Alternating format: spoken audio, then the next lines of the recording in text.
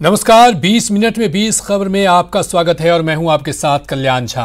हम अगले 20 मिनट में आपको देश दुनिया की 20 ऐसी खबरें बताने वाले हैं जो इस वक्त न केवल सुर्खियों में हैं बल्कि दिलचस्प और अहम भी है।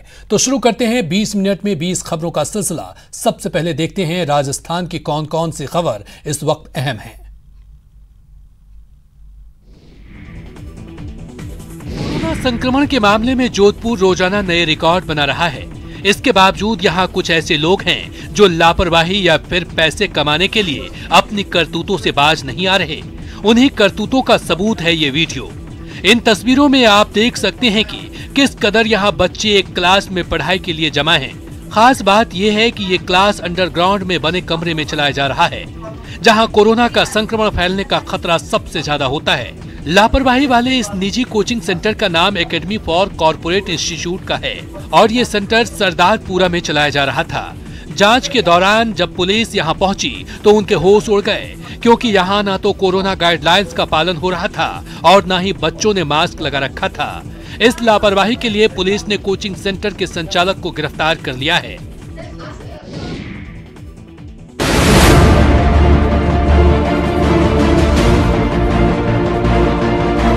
पिछले कई दिनों से सोनू मीणा की चाकूबाजी वाला ये वीडियो सोशल मीडिया पर वायरल हो रहा था और न्यूज 18 पर इसी वीडियो के प्रसारण के बाद कोटा पुलिस हरकत में आई और उसने सोनू मीणा को गिरफ्तार कर लिया। आपको बता दें, पुलिस की गिरफ्त में आया सोनू मीणा कोटा के पाली गांव का रहने वाला है और इन दिनों बॉम्बे योजना इलाके में एक किराए के मकान में रह रहा था और सोशल मीडिया पर वायरल ये वीडियो भी उसी इलाके का बताया जा रहा है। खास बात ये भी है कि सोनू मीणा अकेले इसी मामले में आरोपी नहीं है। कोटा पुलिस के मुताबिक पुलिस को उसकी तलाश लंबे अरसे से थी और वो करीब 8 वारदातों में आरोपी है। आपको बता दें कि पिछले कुछ महीनों से कोटा में चाकूबाजी की वारदातें काफी बढ़ गई है और पिछले 20 दिन में ही यहां चाकूबाजी में जख्मी होने वाले 2 लोगों की मौत भी हो चुकी है।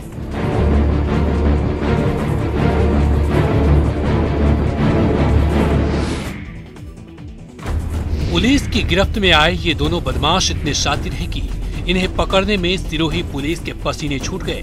पिछले 2 महीनों से सिरोही पुलिस इन्हें उस वक्त से तलाश रही थी जब ये दोनों अपने 2 साथियों के साथ मिलकर माडवाड़ खालसा में लूटपाट की थी। उस लूटपाट के दौरान इन बदमाशों ने एक पटवारी के सिर पर बंदूक रखकर उससे 8,000 रुपए जमीन के कागजात लूट लिए थे।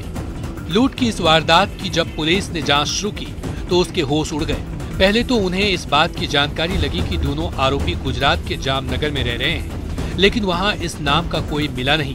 बाद में पता चला कि ये लोग नाम बदलकर वहां नौकरी कर रहे हैं और फिर इनकी गिरफ्तारी हो गई।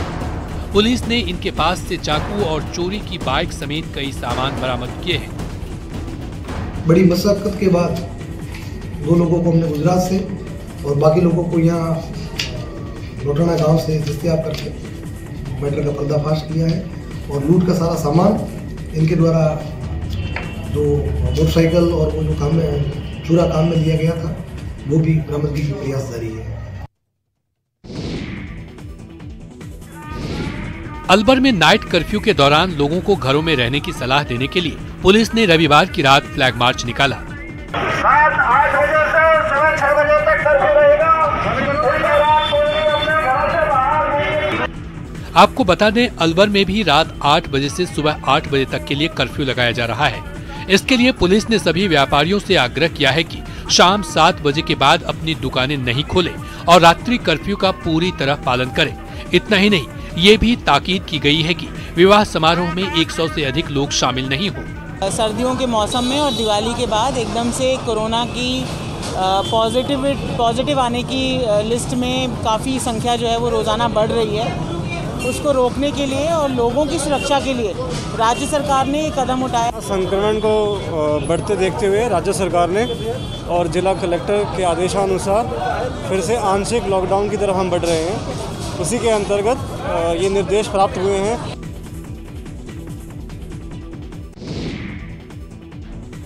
मुख्यमंत्री अशोक गहलोत ने कहा है कि कोरोना संक्रमण में सर्वाधिक प्रभावित प्रदेश के 8 जिलों में रात्रिकालीन कर्फ्यू लगाने का निर्णय इस महामारी से जीवन की रक्षा करने के उद्देश्य से किया गया है।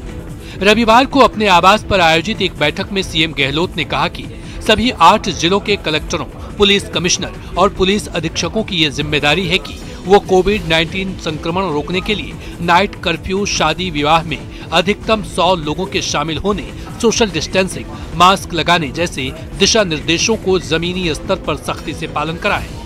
मुख्यमंत्री ने कहा कि ऐसे समय में जबकि कोरोना संक्रमण तेजी से फैल रहा है, विवाह समारोह में अनुमत सीमा से अधिक संख्या में लोगों का जुटना संक्रमण के खतरे को बढ़ा रहा है। गहलोत ने इन आयोजनों में 100 से अधिक व्यक्तियों के एकत्र होने पर लगने वाले जुर्माना राशि को 10,000 से बढ़ाकर 25,000 रुपए करने के निर्देश दिए। उन्होंने कहा कि प्रशासनिक एवं पुलिस अधिकारी बाजारों में जाकर यह सुनिश्चित करे कि वहां हेल्थ प्रोटोकॉल की अनिवार्य रूप से पालना हो।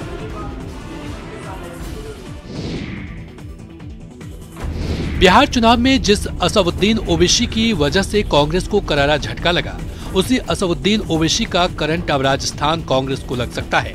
आजकल राजस्थान की सियासत में इस बात की चर्चा जोर शोर से हो रही है कि पश्चिम बंगाल चुनावों के बाद ओवैसी राजस्थान में अपनी पार्टी के अध्यक्ष का ऐलान कर सकते हैं। खास बात ये भी है कि यहाँ इस बात की भी चर्चा हो रही है कि असदुद्दीन ओवैसी के लिए यहाँ एक बड़ी सभा बुलाने की भी तैयारी सोशल मीडिया के जरिए की जा रही है।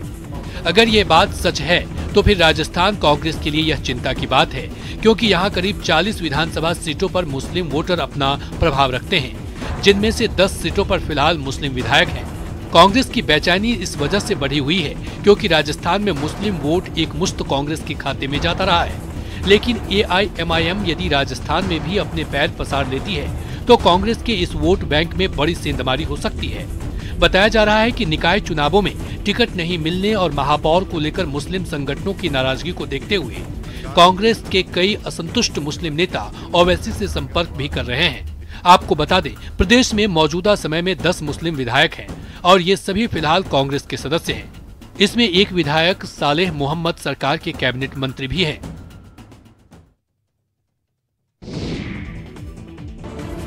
मरुधरा में लाखों बेरोजगार नई भर्ती का इंतजार कर रहे हैं और इसी इंतजार के दौरान उन्हें बड़ा झटका लग गया है। दरअसल बीजेपी शासन में निकाली गई 35,000 भर्तियां कैंसिल कर दी गई हैं। कैंसिल हुई भर्तियों में 5 साल पहले निकाली गई विद्यालय सहायक भर्ती, 2 साल पहले निकाली गई फार्मासिस्ट भर्ती और 4 साल पहले निकाली गई पुलिस दूरसंचार विभाग की भर्ती शामिल है। इसमें विद्यालय सहायक भर्ती में परीक्षा नहीं होनी थी, केवल 12वीं और अनुभव के अंकों के आधार पर ही मेरिट बनाई जानी थी। फार्मासिस्ट और पुलिस दूरसंचार विभाग की भर्ती में परीक्षा होनी थी। इसके अलावा इस साल जून में निकाली गई 2000 पदों की मेडिकल ऑफिसर भर्ती की परीक्षा तो 2 बार निरस्त की जा चुकी है। इस भर्ती की परीक्षा पहली बार जुलाई में और दूसरी बार अक्टूबर में तकनीकी खामियों का हवाला देते हुए निरस्त कर दी गई। भर्तियों के लगातार निरस्त होने से बेरोजगारों में आक्रोश है।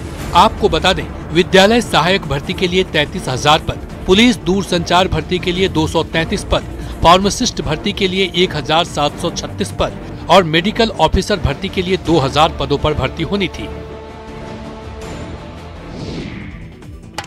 जम जम जम के चूंदड़ी रे बनी धारा रे, जम जम जम के चूंदड़ी रे बनी धारा रे, मारो जम के गोरीरो आरे रे बनी धारा रे, मारो जम। मुख्यमंत्री अशोक गहलोत ने पधारो मारे देश digital Covid relief concert series का वर्चुअल उद्घाटन किया।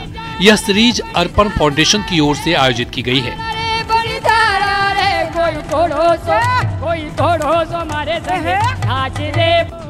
इस आयोजन में जोधपुर, जैसलमेर और बाड़मेर के सुदूर इलाकों के 70 से अधिक कलाकार अपना हुनर दिखा रहे हैं।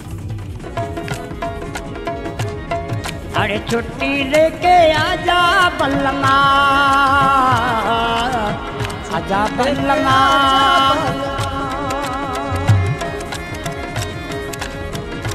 कोई फूलन भमरा चुम गया, कोई फूल भमरा चुम गया, मेरा मन मस्ती में झूम गया, मेरा मानो मस्ती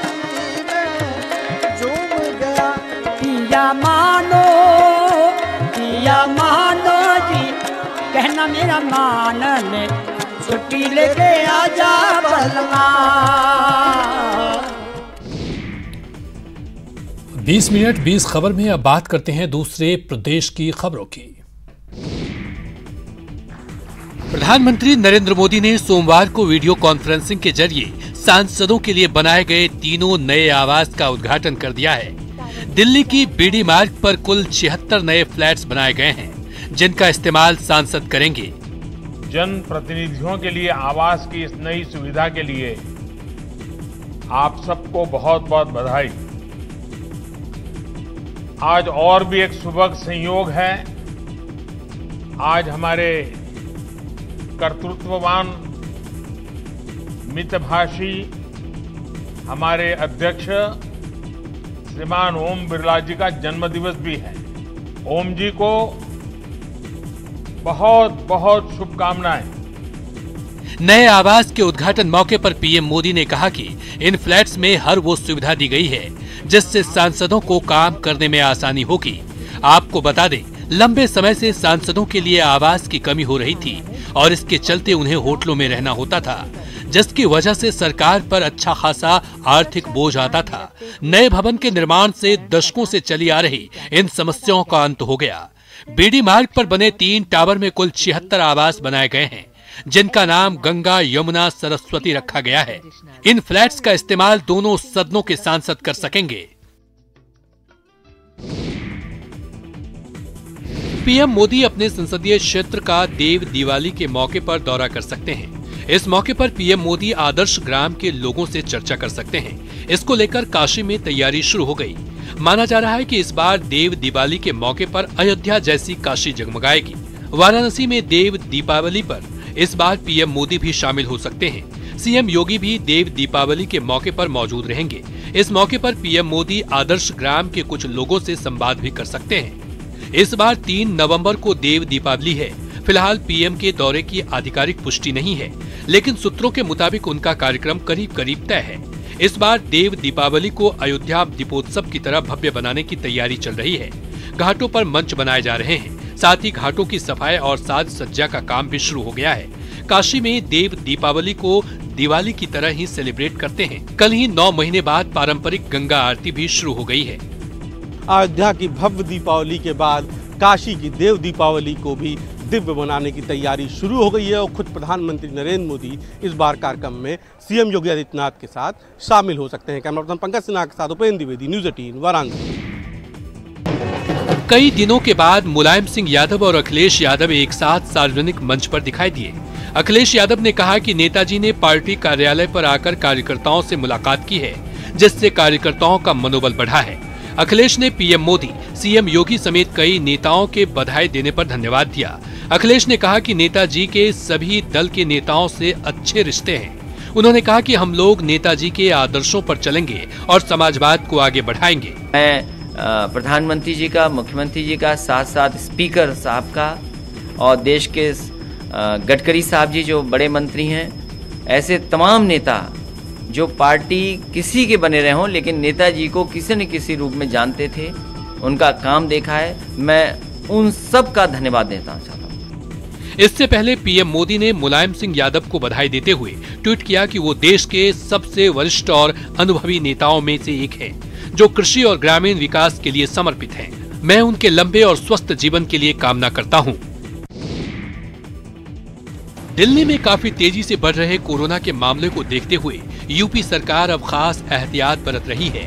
यूपी के मुख्य सचिव आर.के. तिवारी ने कहा कि हम वहां से ट्रेन, बस और फ्लाइट से आने वाले सभी यात्रियों का टेस्ट करेंगे, ताकि कोई लक्षण दिखने पर फौरन उन्हें क्वारंटीन किया जा सके।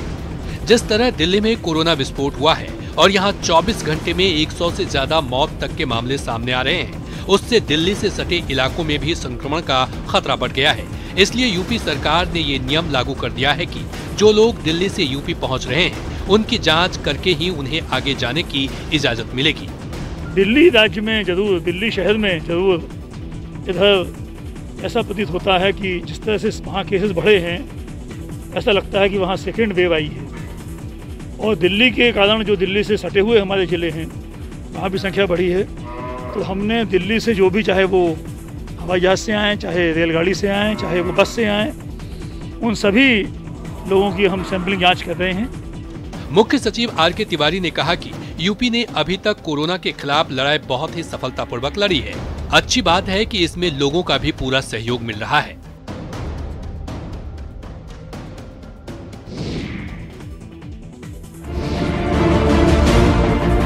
दिल्ली में बिना मास्क के घूमने पर 2000 का जुर्माना है, लेकिन दिल्ली से नैनीताल पहुंचने वाले सैलानी न सिर्फ बिना मास्क के घूम रहे हैं, बल्कि पकड़े जाने पर पुलिस से झगड़ा भी कर रहे हैं। नैनीताल के तल्लीताल में पुलिस ने दिल्ली से आए पर्यटकों को बिना मास्क के पकड़ा, तो वो लोग पुलिस से ही उलझ गए।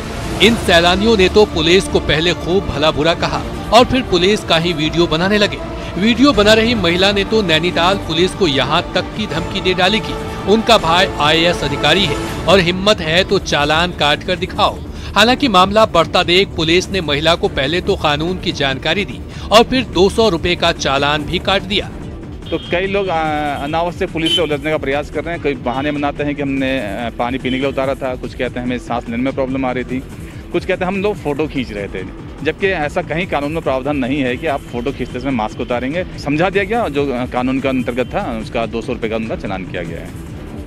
कल उत्तराखंड के CM त्रिवेंद्र सिंह रावत ने भी कहा था कि जैसे देश में चीन से कोरोना फैला, वैसे ही उत्तराखंड में दिल्ली से कोरोना फैल रहा है। आगरा में एक बार फिर कोरोना संक्रमण पैर पसार रहा है। पिछले कुछ दिनों में कोरोना पॉजिटिव की संख्या में जबरदस्त उछाल आया है, लेकिन हैरानी की बात है कि लोग अभी भी कोरोना को लेकर गंभीर नहीं दिख रहे हैं। लापरवाही का आलम है कि बाजारों में लोग बिना मास्क घूम रहे हैं, 2 गज की दूरी का भी पालन नहीं हो रहा। कोविड प्रोटोकॉल का पालन कराने के लिए पुलिस ने कमर कस ली है। आगरा पुलिस ने कई ऐसे लोगों को पकड़ा जो बिना मास्क के सड़कों पर घूम रहे थे। पुलिस ने सभी को मास्क दिए और उनको थाने ले गई। बाद में सभी के चालान किए गए और उनके घर वालों को बुलाकर सख्त चेतावनी दी गई कि अगर बिना मास्क के दोबारा दिखाई दिए तो पुलिस कड़ा एक्शन लेगी। आज थाना सदर पुलिस के द्वारा कोरोना संक्रमण रोकने की दिशा में एक बड़ा अच्छी पहल की गई, जिसके तहत मधुनगर चौराहे पर ऐसे लोगों को पकड़ा गया जो बिना मास्क के घूम रहे थे। उन्हें थाने पर लाकर कोविड-19 एक्ट के तहत चालान किया गया। उनके पेरेंट्स को बुलाया गया, उन्हें चेतावनी दी गई कि बिना मास्क के ना घूमें। सिर्फ आगरा में कोरोना से अब तक 160 से ज्यादा लोगों की मौत हो चुकी है। यानी अगर हम खुद अलर्ट नहीं हुए तो कोरोना का संक्रमण दोगुनी रफ्तार से बढ़ सकता है। पश्चिम बंगाल की पूर्व मेदिनीपुर में बीजेपी की ओर से एक जुलूस निकाला गया, जिसमें भारी हंगामा हो गया। आरोप है कि टीएमसी के कार्यकर्ताओं ने रास्ते पर पेड़ रखकर इस जुलूस को रोकने की कोशिश की। टीएमसी की इस हरकत पर बीजेपी के कार्यकर्ता भड़क गए और उन्होंने जमकर हंगामा किया। पहले तो उन्होंने टीएमसी के उन कार्यकर्ताओं को खदेड़ दिया और फिर गुस्साए कार्यकर्ताओं ने टीएमसी के दफ्तर में तोड़फोड़ भी की।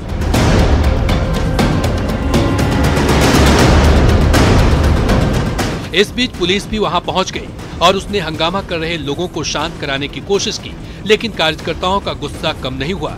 काफी देर तक ये हंगामा जारी रहा। बाद में बीजेपी का जुलूस टीएमसी के दफ्तर के सामने से होकर गुजरा।